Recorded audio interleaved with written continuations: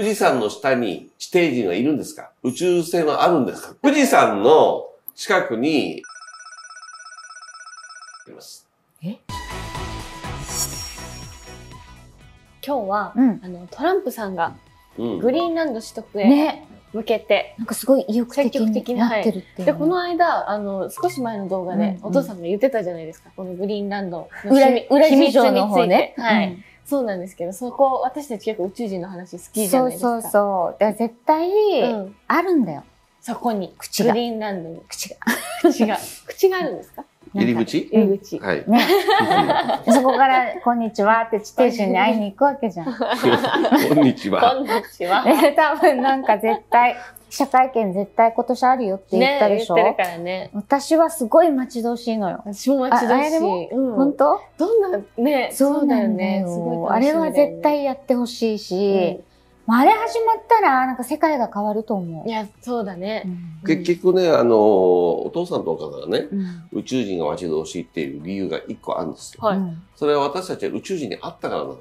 沖縄で。こっちにもほら、いるしね、私は。僕も宇宙人ですけど、私が宇宙人だっていう人に私たちは会って、セッションの時にお話をしてるんですよ。そしてその宇宙人から宇宙人の教えて本もいただき、弟さんが自動書記をさせられて、書き上げた本をお父さんのところに持ってきて、一時期本を読まない私が、もうめちゃくちゃ読んで、ドハマりしたのよ。面白かった。で、沖縄にいる時に、私たちちょっと宇宙人ブームがちょっとあったのね、そのお客様がいらっしゃった後に。で、毎夜こう、いつもドライブするんだけど、出かけたら空を見上げて、UFO を探しながら、で、お父さんがさ、寝る時に気をつけてほしいのが、もし宇宙人が夢に出てきたら、絶対に逃げたらダメだよって言われて、逃げたらもう宇宙人に一緒に連れて行ってもらえないからねっていうのをずっと聞かされて、分かった。逃げちゃダメね。一緒になんか、いわゆる連れ去られて、アブダクションされればいいのね、みたいなので、構えてたんだけど。牛と一緒に撮ってた。でもいつも映像は流れてたよ。こうやって上がっていけばいいんだな。なんかこうノン抵抗で、みたいな。でもね、翔子さんね、その本、内容覚えてないかもしれないけど、今、それが、その当時って1994年とか3年とかじゃない？そうだね。もう30年以上経ったんだけども、30年近く経ってるんだけども、あの時書いてた内容が今合ってるって知ってました？全然知らなかった。追いついてきてる。追いついてきてる。そういうこと？もう翔子さん本読んだら宇宙人だーって吹っ飛んじゃうから、内容も全部。SF 小説読んでるみたいな。そう。いや、そこで書いてた、そのことはほとんど合ってます。本当？はい。それ今手元にあるの？ないです。ねえ、なんかどんなこと書いてたの？ここで話すと長くなっちゃうから、また違う。っていうのはね、これ、お二人の話を聞きながら思ってたのは、コメント結構来てるんですよ。前回のグリーンランドの話で、そこにちょっと答えたいかなって一瞬思ったんで、その本はね、アンドロメダ星人の教えっていう本なんですよ。ね、多摩出版。ね。出版社も言いますけど。よく覚えてるよね。それはまだ探せばあるのかしら？ないです。ないけども、もしかしたら古本で出てくる可能性があるので、ぜひ皆さん、神田とかに行かれて。今日はね、私としてはお二人がそういうふうな楽しい話をしてるので、どうせなら、僕も含めて、お二人も含めて、見てる皆さんも含めてね、交流できたらと思ってます。なるほど。ね。で、質問していただけたら。はい。例えば、質問の中にこういうことがあったの。富士山の下に地底人がいるんですか？宇宙船はあるんですかっていう。富士山上空でもなんかね、よく UFO が飛んでるとかね。見かけるから下にあるんですか？そこから実は出入りしてるで、話が発展していって、日本の下の方に地底人がいるんですかっていう。なるほど。どうなの？そこの答えに行く前に、行く前になんだ。グリーンランドを今トランプ大統領が欲しがってるじゃないですか。はい。そこなんですよ、問題はね。日本は欲しがってないじゃないですか。日本にそういう宇宙の話しないじゃないですか。そこに答えがあります。ないです。なんでないかわかる？地震大国だから。中にすごくこの入り組んだ地震の活断層があるから、その下の方は地底人関係ないけど、抜けるところにそういう地震の断層があるところにわざと少ない。確かに。少ないでしょ。宇宙人もやっぱ影響するんだね。はい。そっか。そのままシュッて抜けそうな勢いだけどね。それはないですね。ないんだ。ないけど、これ言っていいかな。富士山の近くに、UFO の、補給基地があります。近くっていうか、まあ、富士山のあるところの段差がポコンと開いて、サンダーバードみたいに、そこから入っていって、ちょっとそこで宇宙船がいろいろ補給したり、いろいろ、まあ、修理したりとかっていう、いわゆるそういうガレージみたいなところがあるんですよ。それは日本の政府公認みたいなこと？公認です。富士山の近くにある自衛隊基地とかのあるの？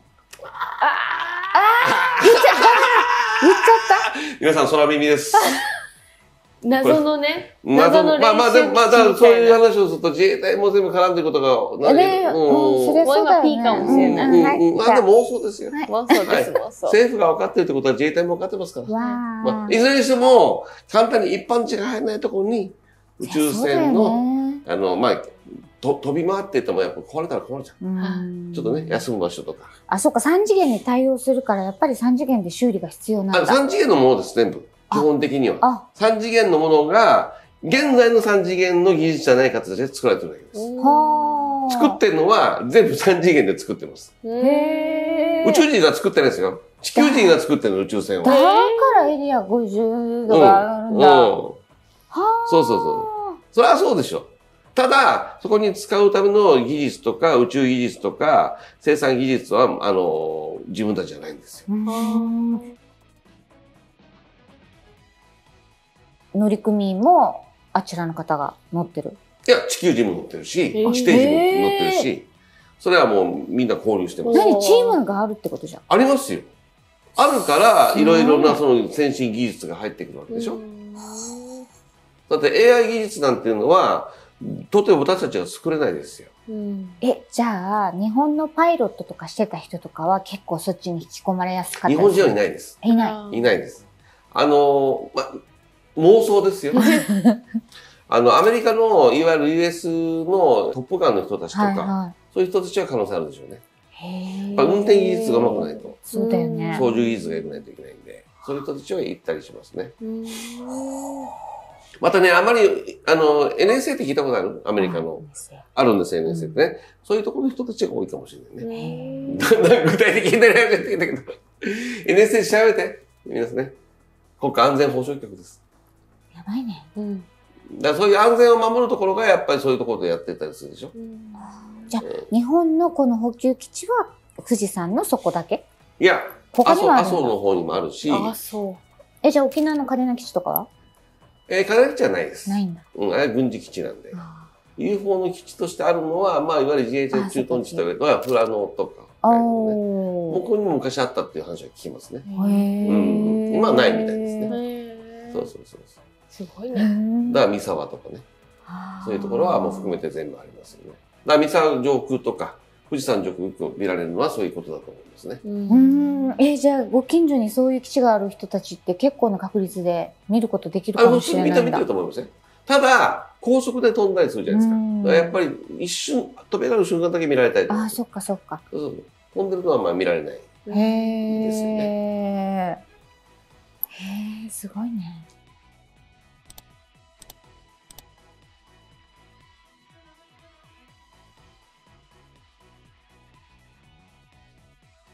宇宙人の技術って普通じゃないんですよ。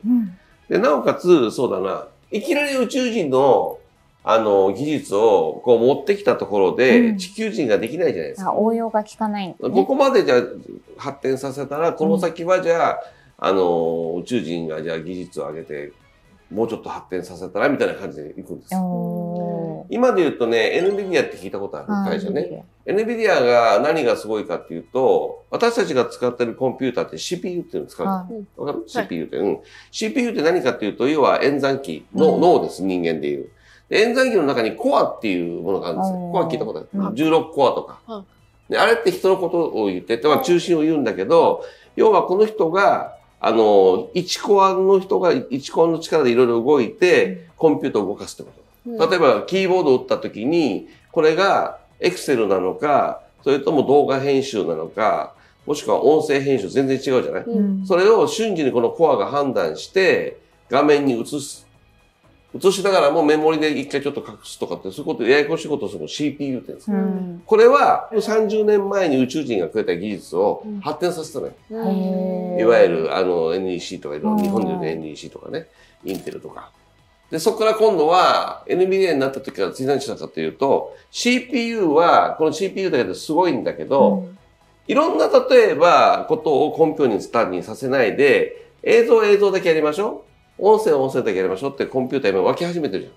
これ何かっていうと、いわゆる CPU をほとんどの力、いや16コア、16人ほど入ってないけど、まあ8コアぐらいにして、連続でその8コアを200個 CPU だったらやばいよねってなるじゃん。単純作業が。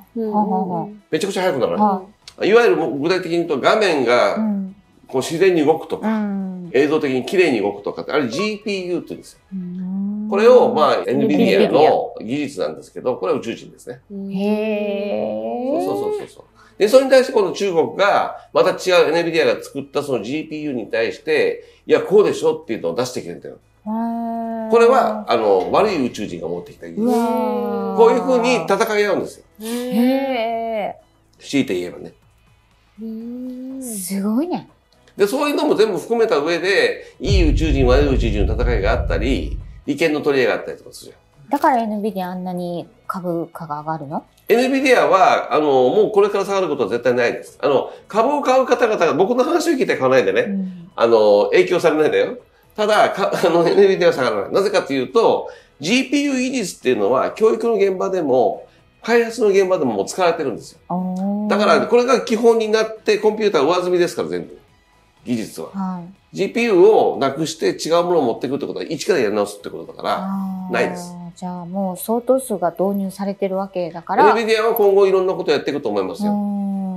それこそ今、次はサーバー事業に乗り出してるから、各国のサーバーを置き始めてるし、安心にやると車を作るとかいろんなこと言い出してきてるんで、NVIDIA は。すごいね。まあ今後すごい注目企業。NVIDIA はトランプさんとは仲がいいの？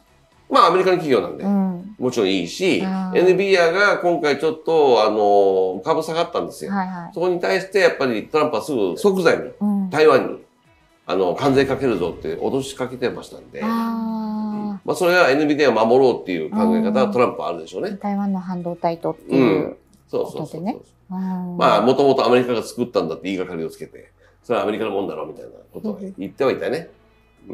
まあそういうような、まあアメリカの技術ですよ、向こうで言えばね。じゃあ NVIDIA にはたくさんの宇宙人が入ってるってこと？そういうことなんです。わかりやすく言えば。AI 技術は NVIDIA がないと無理なんで。でもなんかそう聞くと、なんか全部繋がってくるね。そうだね。だからもちろんね、その富士山の元に UFO が5機いるとか、グリーンランドの方に4つ穴が開いてて、そこから飛行機が飛び立つとか。今4つって聞いたね。これ初公開だよね。そういうのをみんな聞きたいの分かるんですよ。だけど、現実の今こういう僕の話してるとこから繋いでって、宇宙人に行く方が、分かりやすいと思いますよ。で、記者会見の時はもう余裕持って見れるしね。そうするとね。まあだから経済に、まあ NVIDIA が勝ち続ける以上は正しい宇宙人が勝ってる。ね。まあ実際に今みたいに少し中国とかが来て、じゃあ中国悪い宇宙人と組んでるってことじゃないですか。ああいう人たちが NVIDIA をちょっと脅すっていうか、まあ脅威を出し始めると、まあ悪い宇宙人が勝ってるのかなみたいな。今年いつ行われるのか楽しみにしながら。でもグリーンランドは間違いなくトランプを手に入れますよ。はい。パナマ運河もアメリカが作ったと言ってるんで、まあ、そういう意味では、一回トランプさんが全部ね、集約してもらって、からビジネスマンで自分でも言ってるから、うまくね、皆さん喧嘩しないように、この宇宙技術とかね、宇宙人との対面をね、まあトランプさんが、インドを私たちに渡してもらって、私たちが受け入れるっていう形が一番いいかなと思いますけどね。よく見れば彼がね、宇宙人に見えないあなた耳がこう飛び出た宇宙人スポックみたいな感じ。そうなの？年取ったスポックみたいに見えない。はい、そういう感じで新宇宙時代をね、皆さん楽しみにしたいと思います。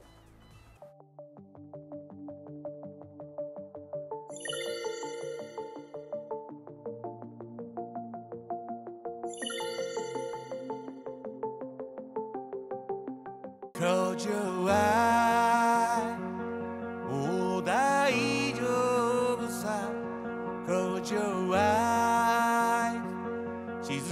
に目を閉じて